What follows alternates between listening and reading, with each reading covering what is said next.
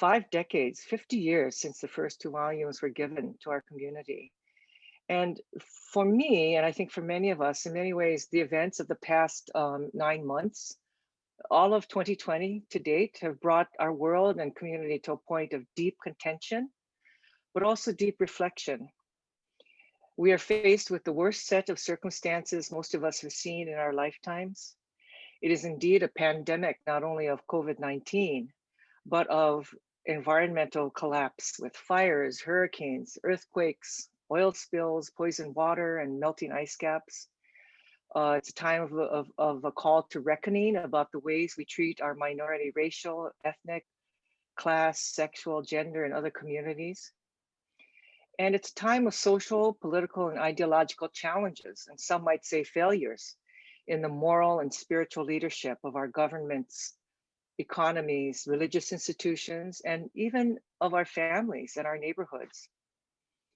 So to me, given what we're living with today, even in this moment on this Zoom, where we must meet via electronic means, where we as Hawaiians cannot touch, honi, hold, and connect, healo, healo, is there a better time for Nāna I Ke Kumu, Helu ʻEkolu to spring forward?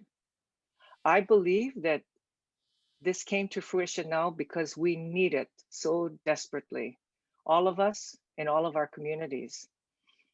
Is there a moment in our lives when we ever needed this guidance and wisdom of our kūpuna, those known and unknown, seen and unseen? And I believe we are here at this moment because we really need ʻEkolu, probably more than we know. So when we first started this project 20 years ago, as Dennis was recounting, Aunty Malia always said we had to carry forward the work of Tūtū Pukuʻi, and that there were still lessons and teaching to pass on to our moʻopuna, to preserve our culture and traditions before they were lost to the embodied archives of our beloved kūpuna. And Aunty intoned the same message that Tūtū Pukuʻi noted in the first volumes of Nāna I Ke Kumu, which is that Hawaiians then and now suffer from historical trauma, from the losses of our people, our traditions, our access to pristine places, and our spiritual core. So Nāna I Ke Kumu was first envisioned as a chronicle of conversations between Dr. Hardig and Tūtū Pukuʻi that could be shared with all Hawaiians, but particularly those who are dedicated to caring for, bringing knowledge to, and healing our deep wounds. And those first volumes, as with the launch today of Volume 3, are also filled with the joy and resiliency of our stories and practices, which many of us never learned, and for others, a remembrance of times long ago abandoned.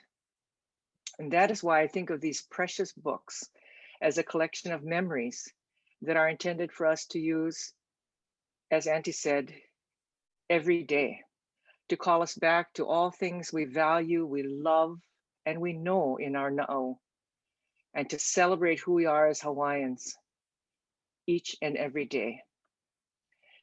I also view all 3 volumes as spiritual texts for myself, because they provide knowledge and ways of knowing for Hawaiians as Hawaiians. And for those who love Hawaii and respect us as the first people of this sacred place, we welcome you to learn who we were and whom we still are as we sustain and grow our health and well-being in this challenging new world. And so the reason I think it took 20 years for us to bring this just beautiful project to fruition is because we need it now. And the challenge was, I think, for many of us working on it, and for all of you in community who have been waiting all this time, it came forward because it was supposed to, I believe, now. And in some ways, it's really not that different from 1 and 2, because it's about who we are as a people. And it is for us to hold up who we are as a people, and to hold up the things that are beautiful about our practices, our ways of life, and the things that we hold so deeply dear to our identities. And for me, I think the gift of being able to work on this project is to have been able to learn the things that I missed learning all the years of my growing up, and to be able to be close to Aunty Malia and Dennis, Uncle Richard, really all the staff um, and all the families who shared their stories with us to bring this project to where we are today. I thank each and every one of you. And I thank all of our ancestors and our kūpuna who guided us to bring this project to where it is today.